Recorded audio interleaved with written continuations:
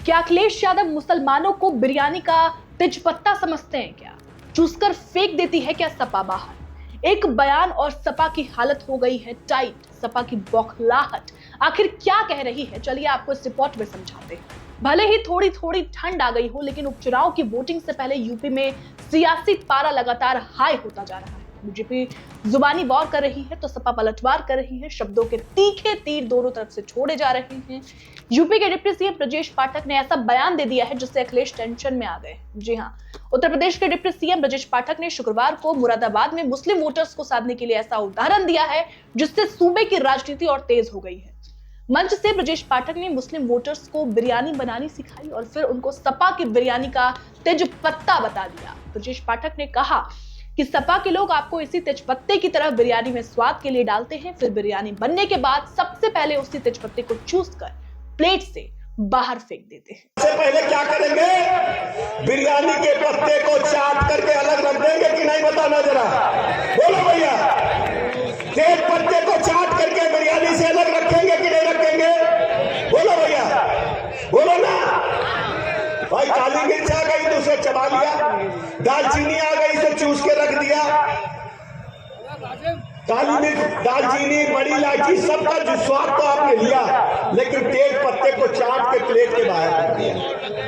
आपका हाल यही है बड़े मियां, मैं कहने के लिए आया। देखिए, बिरयानी आपके बगैर नहीं बनी, सरकार आपके बगैर नहीं बनी।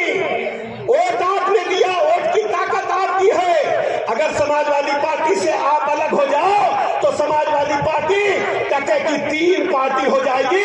उसको प्रदेश और देश में कोई पूछने वाला नहीं है, कोई पूछने वाला नहीं है। बता दें, मुरादाबाद के कुंदरकी सीट पर उपचुनाव है और ऐसे में ब्रजेश पाठक के इस बयान के कई मायने निकाले जा रहे हैं। कुंदरकी सीट से अब तक समाजवादी पार्टी के जिया उर रहमान बर्क विधायक थे, अब वो सांसद बन गए हैं, इसलिए यहाँ उपचुनाव हो रहे हैं। समाजवादी पार्टी ने यहां से हाजी मोहम्मद रिजवान को टिकट दिया है, वहीं बीजेपी ने ठाकुर रामवीर सिंह को उम्मीदवार बनाया है। बीजेपी के इस सम्मेलन में कुंदरकी के मुस्लिम समुदाय के काफी लोग शामिल हुए, जैसा आप वीडियो में भी देख सकते हैं। कुंदरकी में लगभग 4 लाख वोटर हैं, इनमें से लगभग 2.5 लाख या करीब 60% वोटर मुसलमान हैं। इसकी वजह से बीजेपी 1993 के बाद से अब तक ये सीट नहीं जीत सकी है। दिलचस्प बात यह है कि कुंदरकी के 2.5 लाख मुस्लिम वोटर्स में से लगभग 1 लाख पसमानदा या पिछड़े मुसलमान हैं, इसलिए बीजेपी मुस्लिम समुदाय के इन वोटर्स को साधने की कोशिश कर रही है। बीजेपी उम्मीदवार रामवीर सिंह को चुनाव प्रचार के दौरान कभी मुसलमानों की पहचान कही जाने वाली जालीदार टोपी तो कभी अरबी स्कार्फ पहने भी देखा जा रहा है। और जिस तरह से बीजेपी इस सीट पर लगातार फील्डिंग कर रही है, उससे सपा को नुकसान हो सकता है। देखने वाली बात होगी कि सीट पर बीजेपी का कमल खिलता है या फिर साइकिल की रफ्तार ठीक ठाक रहती है। फिलहाल इस पूरी रिपोर्ट पर आपकी क्या राय है, और जिस तरीके से 9 सीट पर जिस सीट पर उपचुनाव होने वाले हैं उस पर जिस तरीके से बीजेपी लगातार एक्टिव दिख रही है, जिस तरीके से लगातार सीएम योगी आदित्यनाथ ने खुद इन सीटों पर अपनी कमान संभाली है 9 सीटों पर, उससे आपको क्या लगता है? समाजवादी पार्टी को कितना नुकसान हो सकता है और बीजेपी को कितना फायदा? हमें कमेंट कर जरूर बताइएगा। बहुत बहुत शुक्रिया।